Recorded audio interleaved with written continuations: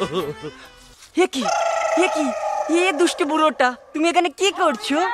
যাবে নাকি আমার সঙ্গে? ও কাকা, আমি কি ভুলভাল কথা করছি? আমার শরীর এরকম লাগতেছে কেন কাকা? তুমি তো অনেক হ্যান্ডসাম, তোমাকে না আমার অনেক ভালো লেগেছে। যাবে নাকি আমার সঙ্গে? এই তো কাজ হইছে, কাজ হইছে আমার এক্সপেরিমেন্টে। এই 20 ml মাইরে দিছি, এতেই তোর কাজ হয়ে গেছে। আজ থেকে তুই আর মানুষ নেই, তুই এখন থেকে অভিশপ্ত। তোর জীবন আমি নরক বানায় দিছি। এই সমাজের মানুষ তোরে আর মানুষ বলে ডাকবে না। এখন থেকে তুই হিজড়ে, হিজড়ে, হিজড়ে। না, আমি বিশ্বাস করি না। মানে তুই কি করছিস? একটা বুড়া বেড়া তোর পাশে ইনজেকশন মারছে আর তুই হিজড়া হয়ে গেছিস? হয় রে, তুই আর এই সমস্ত শুনে কি করবি? আমার মতো কি ছাইয়া ছাইয়া হবি নাকি? আরে দূর বেটা, তোরা কি ভুলভাল করছিস?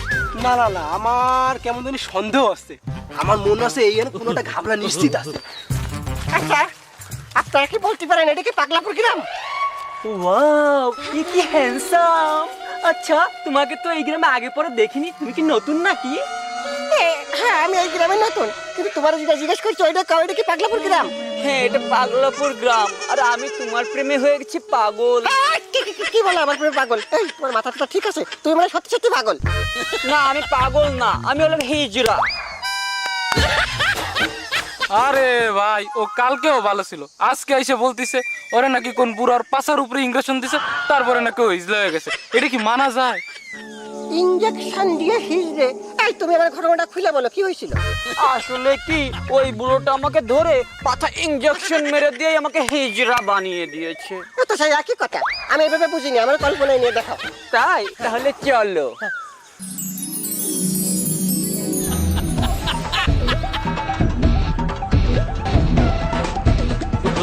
এই না চিরকুট, সারা দেশের ধর্মকে বলে দে দেশে রবিন হুড আইছে।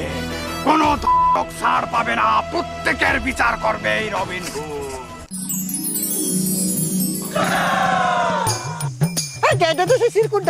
চিরকুট কই? চিরকুট এই যে।